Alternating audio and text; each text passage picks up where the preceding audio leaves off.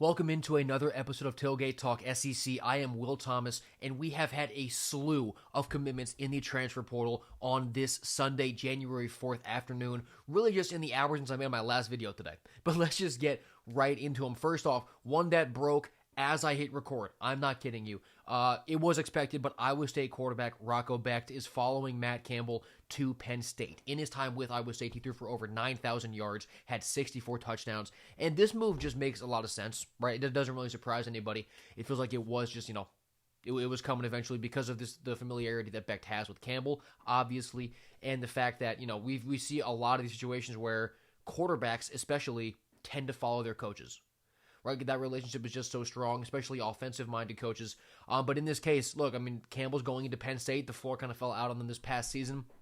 He doesn't need to fully rebuild, but there definitely needs to be a tone switch, right? Just because of how this past year ended. So I think bringing in a guy like Campbell with his quarterback and along with the other Iowa State players who he is bringing with him to Penn State, that's big time. And Rocco Becht is absolutely a proven talent at quarterback. There should not be a drop off in quarterback play. If anything, as a guy who didn't love Drew Aller, this might be an upgrade as to what they had from at least the beginning of this past season. But Rocco Becht is going to Iowa State, and then another quarterback, Kenny Minchey. He was leaving Notre Dame. He just lost the battle to C.J. Carr the preseason, so he was on the bench this past season. But after a lot of speculation, a lot of assuming this would happen, he is committed to go play for Matt Rule at Nebraska. Now, Minchey, like I said, he hasn't really gotten the chance to prove himself yet, but he has every physical tool that you could ask for out of a quarterback. He's 6'4", 204 pounds. He's very mobile, but that mobility really doesn't come with a drop-off in accuracy or arm talent. He's got an absolute cannon attached to his shoulder. Kenny Minchey, he was in that battle with C.J. Carr, just barely lost it, and we saw how good C.J. Carr was this year. So all that you can assume from that is that, Kenny Minchey's kind of right there with him. So Minchey's an incredible quarterback. I think this is a really good replacement for Nebraska for Dylan Raiola. They lost him to injury, obviously, mid to late this past season, then lost him to the portal. I think bringing in a guy like Minchey is going to, there really won't be a drop-off. You're going to immediately have more great quarterback play in Lincoln as Nebraska keeps trying to get back to the top of not just the Big Ten, but of the college football world. Moving on now, Caleb Hawkins, the running back from North Texas, who totaled over 1,800 yards of total offense this past season and 29 touchdowns. He is following his coach, Eric Morris, and his quarterback, Drew Messemaker, to Oklahoma State. Another one that was not really a surprise. This was very, very expected. And, Eric Morris bringing these guys to Stillwater, this could be a big-time change for their program. Oklahoma State, under Mike Gundy, it was really good. You've seen it kind of take some steps back recently. And there's always that question of, how do non-power coaches and players translate up to the power leagues? The Big 12 being as consistently open and volatile as it is, there's way less concern, in that sense for me here, because how talented Messemaker and Hawkins are offensively. You know that Eric Morris knows how to be the CEO and run a team that has an elite offense. So if you're in the Big 12 and you're scoring 50 points a game, you're going to be doing great. That is what wins that league just about year in and year out, aside from Texas Tech this past season. So, whatever. But I do believe that Oklahoma State, getting the vibe change and just getting really North Texas's offense coming in, it's huge.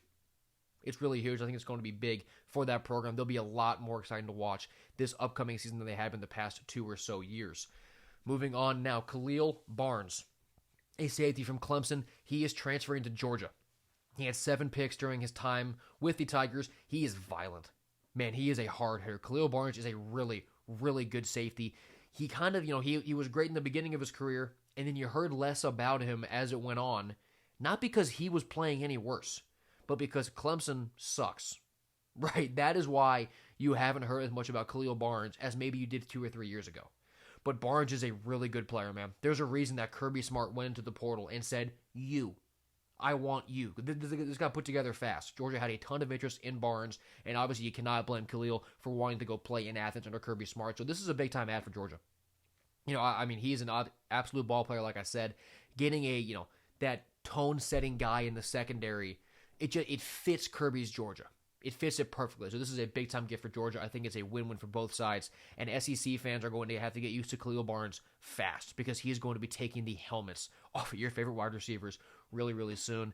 And then Nick Marsh, the sophomore receiver from Michigan State, he committed to Indiana.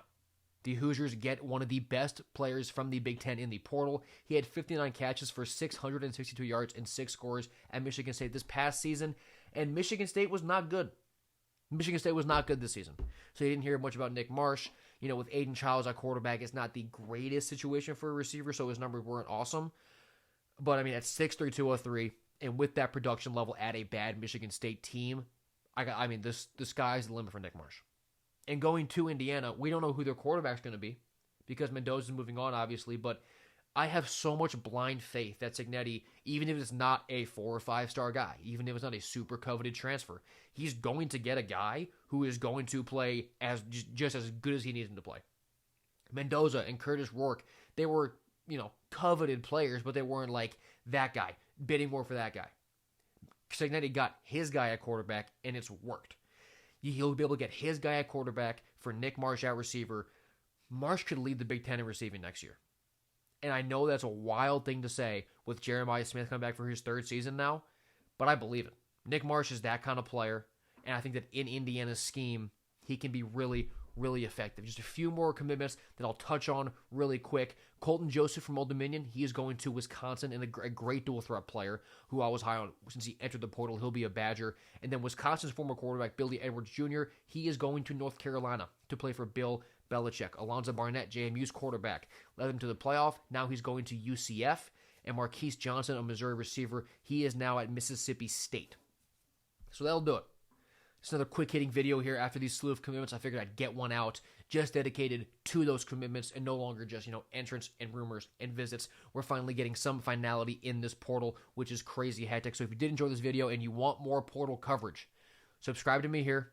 Follow me on Twitter, whichever direction it is here. Follow me on TikTok at Tailgate Talk SEC. I am all over this portal, trying to make it as easy and simple to understand as possible. So thank you guys so much for watching this video. I have been Will Thomas, and I will see you next time.